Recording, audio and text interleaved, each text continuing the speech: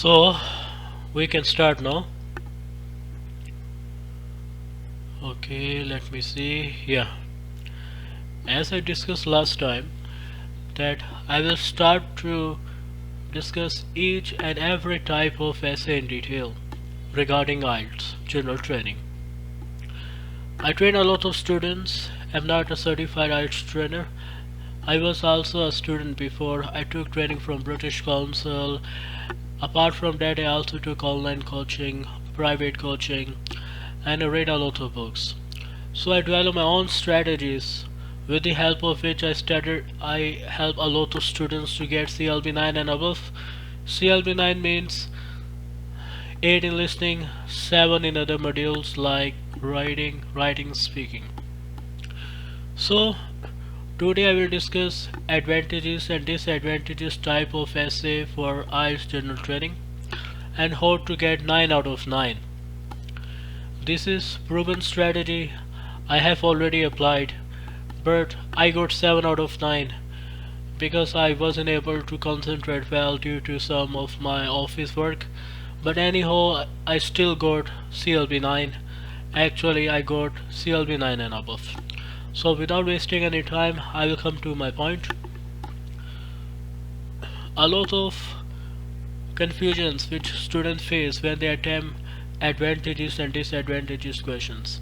So for those confusions, I will help them to clear. You should spend about 40 minutes on this task. This is a advisory statement from an examiner. It means if you're taking part 2 before part 1, then you shouldn't spend more than 40 minutes on part 2. If you do, you won't be able to finish part 1 provided you started part 2 before part 1. And also you need to leave at least 4 to 5 minutes at the end of essay writing so that you can revise your questions. Why? I have seen a lot of essays which were written by my students. If I'm giving them 3 essays to write at home, and once they wrote and just send me back, I observed that in their first essay there was no grammatical mistake. Even their first essay was perfect, but in their second essay they start to do grammatical mistakes, and in third a lot of grammatical mistakes. Why? Because they don't revise. Me, if I take example of myself, on daily basis I'm writing emails because I work as an internal auditor at a French automobile company here in Saudi Arabia. Since I'm an internal auditor, I have to do a lot of data analysis, and then at the end I have to share my observations with process owners. So on daily basis I write emails. I do a lot of brainstorming while writing my emails. So definitely I will do grammatical mistake because my main focus is on just brainstorming. So I develop one habit: before sending any email I just revise it 2 to 3 times, which is necessary. While revising, sometimes I'm finding grammatical mistakes, sometimes I don't. So same applies here. Once you finish your essay, you should leave once you writing an essay, or once you finish your essay, you should leave 6 to 7 minutes. You should leave 6 to 7 minutes in order to revise your essay, and if you find any grammatical mistake, then you can correct it. This can help you a lot. I saw a lot of students, they getting 6.5 in writing module, and most of the reasons I found was because they are not revising it. So without wasting any further time, I will come to the topic. You should spend about 40 minutes on this task. So this is an advisory statement. Write about the following topic. This is a requirement from an examiner. If you don't write on the following topic and you start to write on something else, you won't get 7 band. Multinational companies are becoming increasingly common in developing countries. What are the advantages and disadvantages of this? Give reasons for your answer and include any value and example from your own knowledge. This is also an examiner requirement. Write at least 250 words. Yes, if you wrote 249 words, then you will get 1 band deducted. Say for example, if you was aiming, or if you was able to get 6.5, then because you didn't write 250 words, you will get 249, sorry, you will get 5.5 band. They will deduct you 1 band straight away if you didn't meet 250 words count requirement. This is as per certified IELTS trainer. Let me tell you one thing. All of my these model answers already certified, already evaluated by certified IELTS trainer, and as per them this is 9 out of 9 model answer for essay. I spent a lot of money in order so that I can hire the evaluation services for my essay. So whatever I wrote here, this is perfect as per certified IELTS trainer. That's why I'm presenting this to you for free. Give reasons for your answer and include any relevant example from your own knowledge, experience, violence to 50 words. Okay. Advantages and disadvantages. See, the examiner is asking for more than one advantage and disadvantage. But if you tend to write more than one advantage or disadvantage, then you won't be able to explain each and every advantage and support with an example. If you see the examiner's requirement, give reason for your answer, which means if you're giving any advantage, you need to explain it and include any relevant example from your own knowledge or experience. Then you also need to support the explanation with an example. So what my strategy is, which is correct as per certified IELTS trainer, we will give only one advantage and one disadvantage, but the wording will be different. We will say the primary advantage. This means I'm acknowledging there are more than one advantages, but the primary advantage, the principal advantage, the main advantage is dash. So how we will start? First, there will be four paragraph. First will be introduction paragraph. The second will be body paragraph 1. The second will be body paragraph 2, and the last one will be conclusion paragraph. So how we will write introduction paragraph? If you see, more and more transnational companies are setting up their branches and factories in less developed countries. What I did, I just paraphrased the question. I used transnational in the place of multinational, becoming increasingly common. I wrote more and more. Okay, developing countries, I wrote less developed countries. These are synonyms. What is the meaning of paraphrasing? The meaning of paraphrasing is you have to change 2 to 3 words of question. In other words, you need to use synonyms, different words but with similar meaning. In this way, you will demonstrate to an examiner that your standard of English is higher. You know a lot of vocabulary. This is the main point. Now, what are the advantages and disadvantages? The essay will first suggest that reduced labor costs is the main benefit for these companies. So, main benefit, we are just giving one advantage. Why? Because if we give more than one advantage, we won't be able to explain each and every advantage and support with an example. Why? We just have 40 minutes. We don't have the entire day. And this is the tricks which examiner play with us. Okay. While negative publicity is the major drawback, followed by a reasoned conclusion. This is 9 out of 9 introduction as per certified IELTS trainer. The major advantage is reduced labor costs and the major drawback is negative publicity, followed by reasoned conclusion. If I'm a reader or I'm an examiner, I don't need to read the remaining paragraphs. Why? Because I will get complete idea what the writer is going to discuss about. Why? Because in introduction everything is written. If you see, in first body paragraph I will discuss the major advantage, which is reduced labor costs, and second body paragraph I will discuss the major drawback, which is negative publicity, and the last paragraph will be a conclusion sentence. Okay.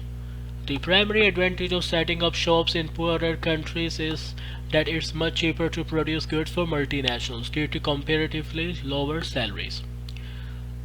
This is my major advantage. Now I will explain it. Why? Because this is a requirement from an examiner.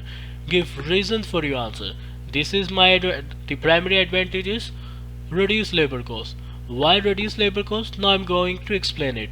In an ever competitive marketplace, it's unsustainable for many global corporations to pay Western salaries when the same job can be performed while costing significantly less. Now I will further elaborate my explanation with an example, or I will support my explanation with an example. For example, a recent study conducted by the University of London revealed that the only reason that transnational corporations set up their manufacturing plants in Asian countries is to reap the benefits of lower wages, which are very common in Asian region.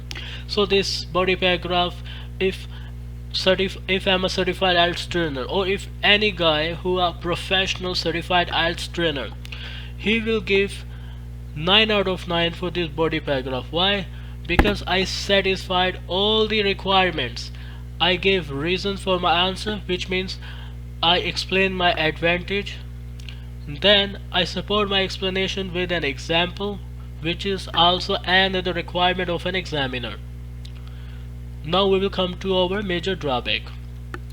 Despite this economic benefit, huge transnationals are often subject to scrutiny due to the appalling conditions in many of their Asian factories. So, criticism is the major drawback. Now I'm going to explain it. Why? Because this is a requirement. Give reasons for your answer. This is the criticism or negative publicity is the major drawback. How? That's I'm going to explain. The workers in these factories sometimes work under some grim circumstances, including 15-hour shift, pressure to achieve unrealistic quotas, and extremely lower wages that they tend to commit suicide by leaping off the factory roof. For instance, the New York Times reported in until here I explain my major drawback. Now I'm going to support my explanation with an example. For instance, the New York Times reported in 2012 that nearly 120 workers committed suicide while working at the production plant of Ford because of tough working conditions. So, what's a better way to demonstrate to an examiner that you know very well how to write example on an example? Like in this way, there is another way to write an example on an example. In this way, you can further support your explanation. Like this is also illustrated in a recent poll by the UK government, and multinationals tend to take advantage of poor working conditions in Asian region in order to increase their revenue and profits. Relevant example, because the examiner asked for relevant examples.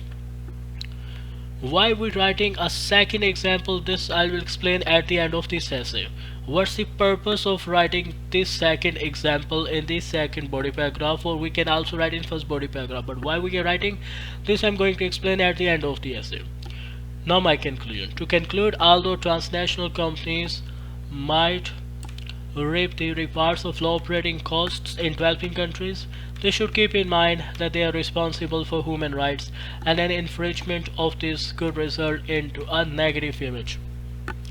So actually in my conclusion paragraph, what I did, I just wrote two words, to conclude, or I can also write in conclusion, but don't need to write to summarize in short, in summary, no, to summarize, no.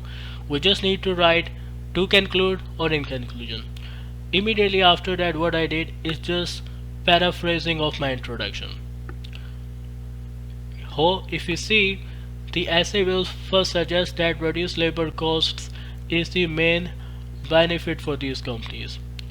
Although transnational companies might reap the rewards of low operating costs in developing countries, while negative publicity is the major drawback, they should keep in mind that they are responsible for human rights, and an infringement of this could result in a negative image. So what I actually did, I just paraphrased my introduction by just writing to conclude and in conclusion. If I don't write to conclude in conclusion, the examiner will deduct at least one band. Why? because without writing to conclude in conclusion, I have just no idea what this paragraph is about. By only writing to conclude or in conclusion, I will get to know that I'm concluding my sentence. If I'm a reader, I will only get to know if someone is using to conclude or in conclusion that this is done, this is the conclusion. Now I will come to my point. Why I wrote the second example in second body paragraph. See, if you people are giving paper-based exam, in paper-based exam we should have experience, or we should have some kind of judgment. Say for example, if I practice a lot for essay, then I know if I wrote 2.5 pages, then definitely I wrote 250 words. But sometimes if we are unsure, if I'm giving a paper-based IELTS exam and then I'm not sure whether I wrote 250 words or not, so the only way left is to count the words. It's a time-consuming process, by the way. So once I count the word and I found that I just wrote 239 words and I'm not sure, maybe I counted wrong, then I will count again. I will further waste my time. Once I will get to know that it's confirmed that I wrote 239 words, 11 words are less. So where I will write the remaining 11 words in order to fulfill my 250 word counts requirement. Definitely after conclusion I will write, because it's a paper-based exam. I can't write in my body paragraph second, or I can't write in my first body paragraph because there is no space. It's a paper-based exam. If I try to write, I have to erase everything. Say for example, this is my second body paragraph. If I want to add 11 words here, maybe I need to erase my conclusion paragraph totally. Completely I need to erase my conclusion paragraph. It will be a further waste of time. It will kill my revision time, which I need in order to make sure that if I did any grammatical mistake, I have corrected it before handing over my exam paper. So in most of my students, I saw they are writing the remaining 11 words or 10 words, whatever, at the end of the conclusion, which are destroying their conclusion. Why? Because they already did paraphrasing of their introduction paragraph. Then whatever they will write will be nonsense. It doesn't make any sense. So the quality of their conclusion will go down. That's why I encourage my students to go for computer-based exam, because you can add it very easily. So suppose now you're giving a computer-based exam and you're short of 11 words. And the good thing in computer-based IELTS exam is you don't need to count words. Why? Because it will automatically appear at the bottom of your screen, like here in Word file, same like in computer-based. So now I get to know that 11 words are remaining in order to fulfill the 250 word count. So the most better way is to write an example on an example, because in this way I will further elaborate my explanation and the quality of my body paragraph will increase.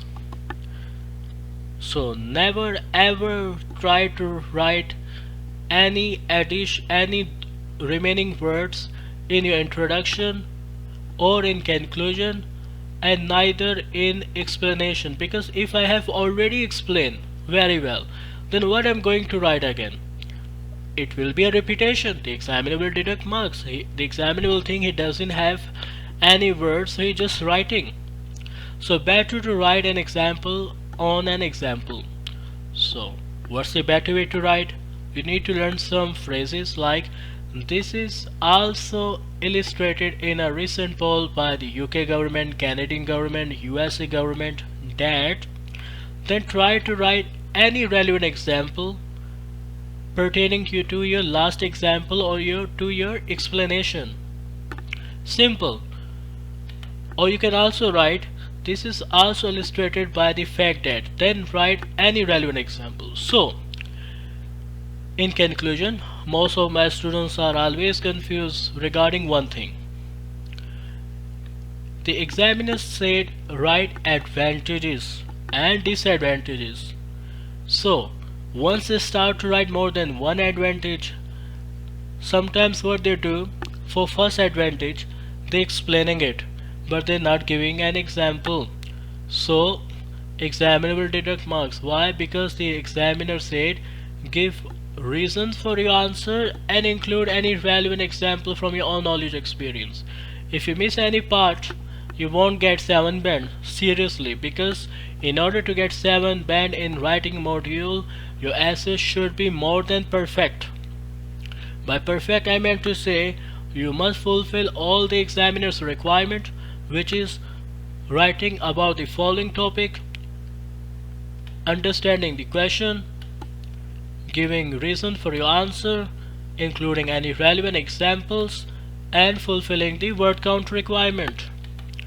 So what problems I normally solve with my students, they say the examiner told us to write more than one advantage and disadvantage. So in first advantage, sometimes they're not explaining it, just stating the advantage and giving an example. And for second advantage, they are just explaining, not giving an example.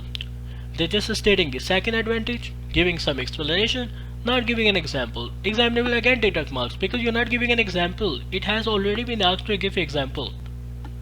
And same goes to disadvantage. And if they try to address all things, they state first and second advantage, they explain both, they give relevant example for all advantages, then they run out of time. They don't have time to write a conclusion and revise the essay. Again, they won't get 7 band. So the best strategy is write one advantage, write one disadvantage, but your word should be like that. Primary advantage, major drawback. So by writing primary advantage, you're also fulfilling the examiner's requirement, which is advantages. How? By writing primary advantage, you're acknowledging there are more than one advantage, but the main advantage is dash. By writing major drawback, you're acknowledging there are more than one disadvantage, but the major drawback is dash. In this way, you will be able to explain your advantage and give a relevant example. And in this way, you can get 7 band. How you can get 9 band? The better you explain, the better your reasons will be for your answer. You will get higher than 7. I saw some of my students, they got 7.5, 8, even 8.5 in their writing module. The reason was they was better able to give reasons for their answer. So how to get 7 band? Simple.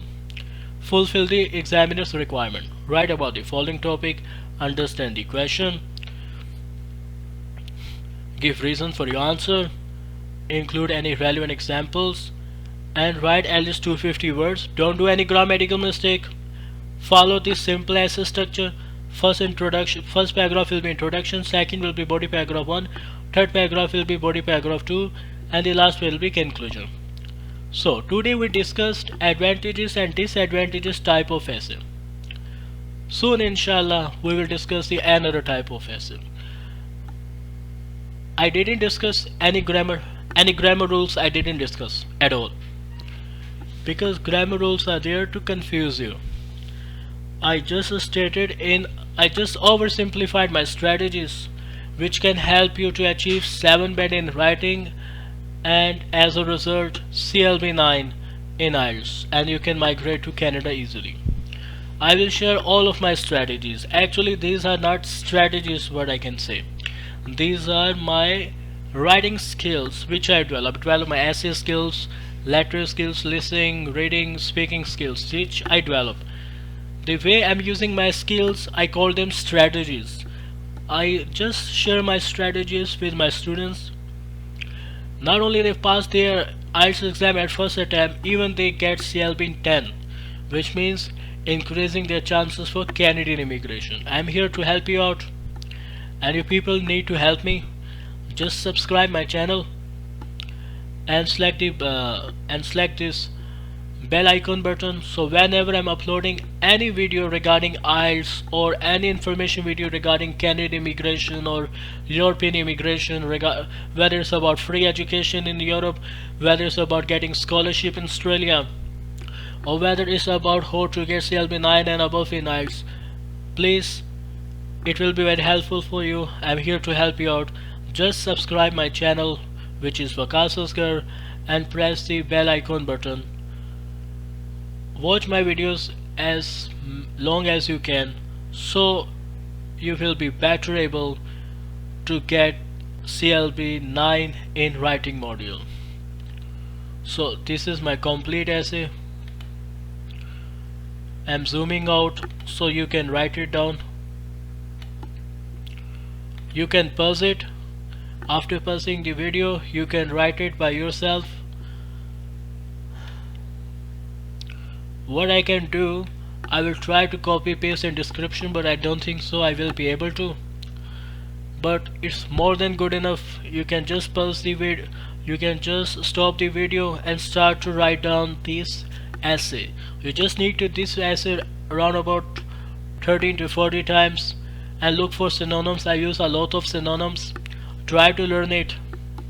It will be better for you, because in a writing module, especially in essay, you have to use synonyms.